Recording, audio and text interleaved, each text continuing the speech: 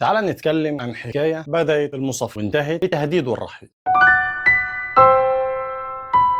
تخيل ان ايلون ماسك اللي بيمتلك تسلا وتويتر اللي بقى اسمه اكس واللي بيخطط يسكن في المريخ كان في يوم من الايام مستشار في البيت الابيض مع ترامب. كان بيقعد معاه على نفس الترابيزه، كان بيقول له انا هخلي الحكومه تشتغل بكفاءه وكانها سوفت وير. لكن الزمن دار واللي كان حليف بقى خص، واللي اتقال له ويلكم تو ذا وايت هاوس بيهدد دلوقتي بالرحيل. سنه 2016 ترامب كسب الانتخابات والعالم كله كان مرعوب من الشخصيه المجنونه. ماسك نفسه كان ضد ترامب في البداية وقال وقتها انه مش ده الشخص الصح وانه خطر على العالم. بس فجأة وبدون مقدمات لقينا ماسك بيظهر في البيت الابيض. ترامب ضمه للجنة الاستشارية جوه الحكومة. طب ليه؟ لان ترامب بيحب النجوم اللي حواليهم هالة ودايما بيفكر بعقلية الصفقة الكبيرة، وشاف ان ماسك عبقري مجنون ممكن ينفع في عصر جديد. ماسك بدأ يظهر في الاجتماعات الرسمية، كان دايما يتكلم عن الطاقة المتجددة، عن المريخ، عن الفضاء، عن الابتكارات، وكان واضح جدا انه بيحاول يغير من جوه. ولكن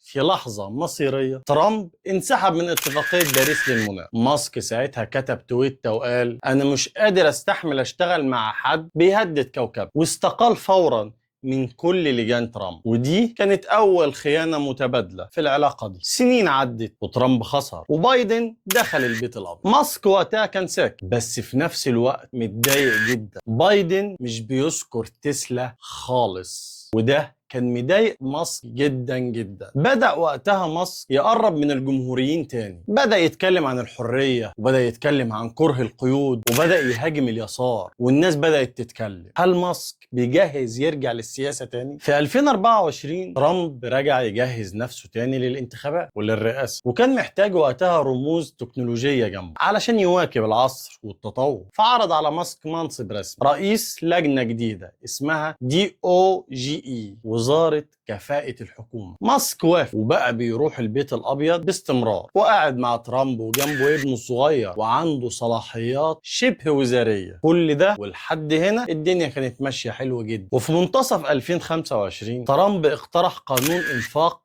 ضخم جدا، وماسك وقتها انفجر. شكله ما بيحبش يصرف، قال عليه ان ده ابن غير شرعي للاقتصاد وان المشروع ده ممكن يدمر اقتصاد الدولة. ده مش بس قال كده وسكت، ده هدد كمان انه هيعمل حزب سياسي جديد ويدعم ناس ضد حلفاء ترامب. ترامب رد بطريقته، بدأ يلمح انه هيسحب الدعم من تسلا. وفي تسريب غريب لصفحة نيويورك تايمز كتبت عن ان في ادمان مزعوم لماسك، والناس قالت ان التسريب ده جاي من جوه البيت الابيض. ترامب كتب على ترو سوشيال كل الناس اللي جايين من بره وبيخربوا البلد لازم نراجع جنسيته. وطبعا كان المقصود هنا انه بيرمي على ماسك، برغم ان ماسك مواطن امريكي متجنس لكنه مولود في جنوب افريقيا. والمفاجاه ان في فعلا شغل قانوني في الكواليس لمراجعه الجنسيات دي. يعني الخلاف بقى شخصي جدا جدا ووصل لفكره هنطردك بره امريكا خالص. في وسط كل ده ايلون ماسك اعلن عن دعمه لاتفاق وقف اطلاق النار